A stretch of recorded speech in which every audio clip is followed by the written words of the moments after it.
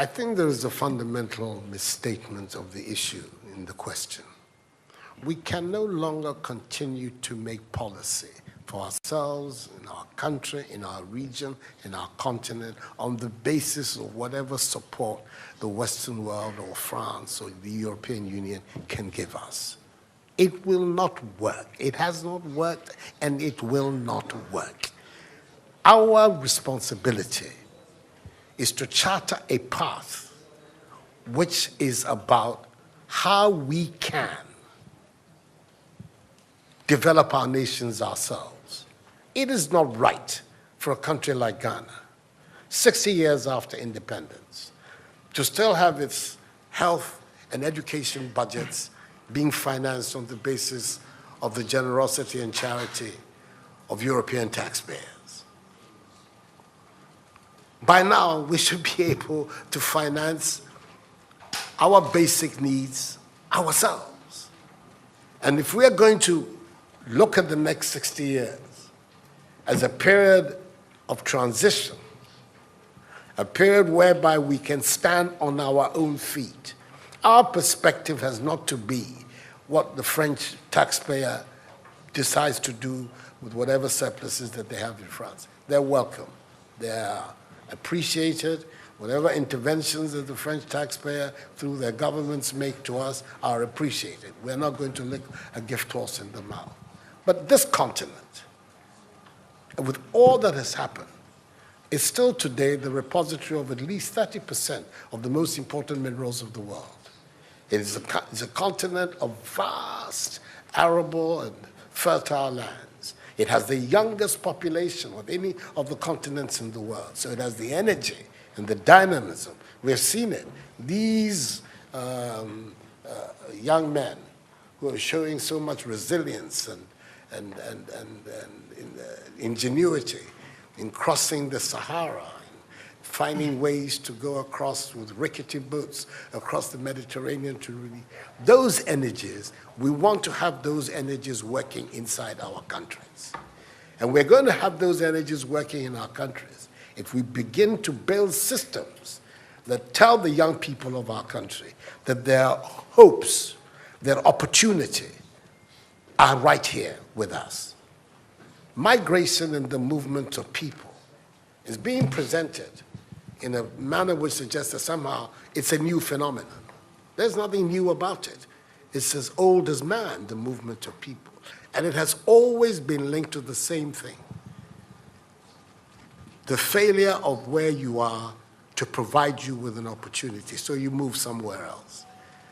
Those of you who are familiar with 19th century European history would know that the biggest wave of immigration in 19th century Europe, the latter part of it, came from Ireland and from Italy. Waves upon waves, generations of Italians and the Irish people left their countries to seek the American paradise, largely because Ireland was not working, Italy was not working. Today, you don't hear it. Italian young people are in Italy. Irish young people are in Ireland. We want young Africans to stay in Africa. And how are they? And it means that we have to get away from this mindset of dependence, this mindset about what can France do for us. France will do whatever it needs to do for its own sake. And when those coincide with ours, tant mieux, as the French people say. But our main responsibility as leaders, as citizens, is what we need to do to grow our own countries. What are the institutions that work that would allow us to have good governance, to have accountable governance, to make sure that the monies that are placed at the disposal of leaders are used for the interests of the state and not for those of the leaders, to have systems that allow for accountability, that allow for diversity, that allow for people to be able to express themselves and contribute to fashioning the public will and the public interest. Our concern should be with what do we need to do in this 21st century to move Africa away from being cap in hand and begging for aid, for charity, for handouts. The African continent, when you look at its resources, should be giving monies to other places. We have huge wealth on this continent, in our own country of Ghana. And we need to have a mindset that says, we can do it. Others have done it. We can also do it. And once we have that mindset, we will see it as a liberating factor for ourselves.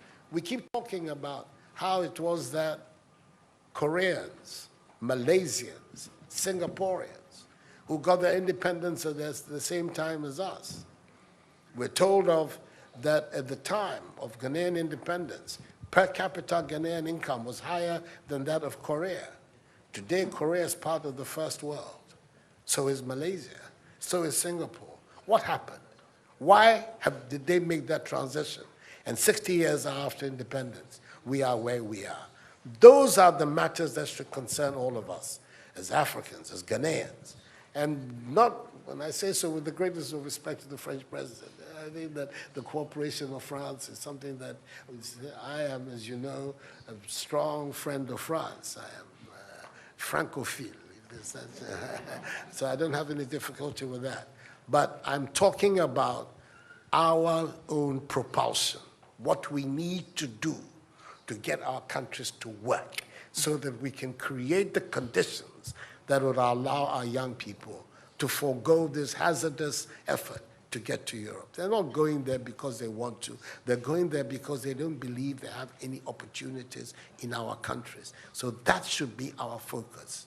And I believe that with that if we change that mindset of dependence, that mindset which is contingent on aid and charity, we would see that in the decades ahead of us, the full flowering of the African peoples would take place. And that new African personality that was talked about at the time of our independence will become real and imminent in our times. That's what I'm saying. I hope that I'm not upsetting the questioner or even some of my friends who are here. But these are my strongly held beliefs. And that is the reason why I've adopted as the slogan of my presidency, of my period of the Supreme Office of Ghana, that we want to build a Ghana beyond aid, a Ghana which is independent, which is self-sufficient, that is capable of standing on its own feet and building its own life. We can do it if we have the correct mindset to do so. Mr. President, those are my contributions.